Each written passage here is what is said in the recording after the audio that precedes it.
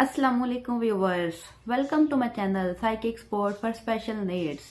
आज की वीडियो में हम ये देखेंगे कि हेयरिंग इम्पेयर्ड बच्चे कौन से होते हैं। हेयरिंग इम्पेयर्ड ऐसे इंडिविजुअल्स हैं जिनको समाज से मुतल्लिक मसाइल होते हैं, यानी कि उनकी सुनने की जो सलाहियत होती है वो मुतासिर होती है। आवाज़ उनके कानों से दिमाग तक प्रॉपरली नहीं पहुंच पाती। उसकी वजह कुछ भी हो सकती है। आउटर एयर मसला हो सकता है, इनर एयर में इशू हो सकता है, इनके मिडल एयर में इशू हो सकता है, या जो एक ऑडिटरी कैनाल होती है जिसके थ्रू से आवाज़ होती होती हमारे दिमाग के अंदर जाती है, प्रोसेस होती है, उस ऑडिटरी कैनाल में इशू हो सकता है। इसकी कौन सी टाइप्स हैं, अब इसकी तरफ देख लेते हैं। हेयरिंग इम्पेयर्ड की टाइप्स में सेंसरी न्यूरोलॉजिकल हेयरिंग लॉस होता है, कंडक्टिव हेयरिंग लॉस हो सकता है, मिक्स्ड हेयरिंग लॉस हो सकता है, या ऑडिटरी कैनाल में इशू हो सकता है। सेंसरी न्यूरोलॉजिकल हेयरिंग लॉस में आउटर एयर में या मिडल एयर में मसला होता है। जो कंडक्टिव हेयरिंग लॉस होती है इसमें इनर एयर में मसला होता है। इसके अलावा जो मिक्स्ड होता है, इसका मतलब है मिक्स्ड हेयरिंग लॉस में इसका मिडल एयर भी अफेक्टेड है और इनर एयर भी अफेक्टेड है। जो ऑडिटरी कैनाल इश्यूज हैं वो ये होता है कि जो आवाज़ जिस कैनाल के थ्रू से होके हमारी दिमाग तक जा रही है उस जगह पे उस कैनाल में इशू होता है। अब इसका ट्रीटमेंट क्या है? इसका ट्रीटमेंट, पहला ट्रीटमेंट इसका है हेयरिंग एड। हेयरिंग एड एक छोटी सी इलेक्ट्रॉनिक डिवाइस होती है जिसको कान के ऊपर या पीछे लगा लिया जाता है। उससे ये होता है कि आवाज़ को एम्पलीफाई कर देती है, आवाज़ को बढ़ा देती है। जिस तरह एक स्पीकर है, उसमें जब हम बोलते हैं, एक माइक में बोलते हैं, तो स्पीकर उस आवाज़ को एम्पलीफाई कर देता है, बढ़ा देता है।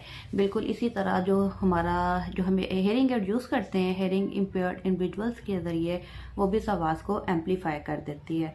उसके अलावा दूसरा जो तरीकाकार होता है वो होता है कोक्लियर इम्प्लांट का।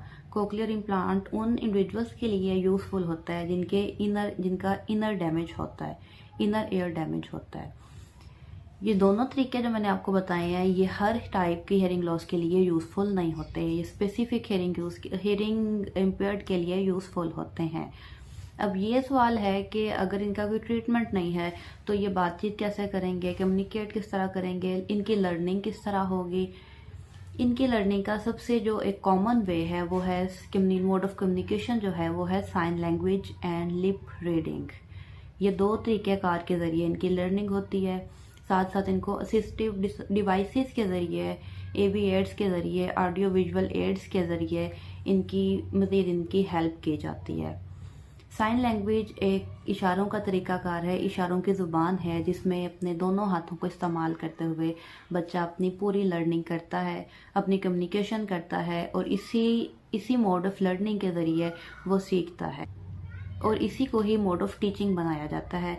यानी कि जो हेयरिंग इम्पेयर्ड इंडिविजुअल्स की लर्निंग या टीचिंग होती है वो साइन लैंग्वेज के थ्रू ही होती है। इसके अलावा इन बच्चों की, इंडिविजुअल्स की जो लिप रीडिंग होती है वो बहुत शार्प होती है।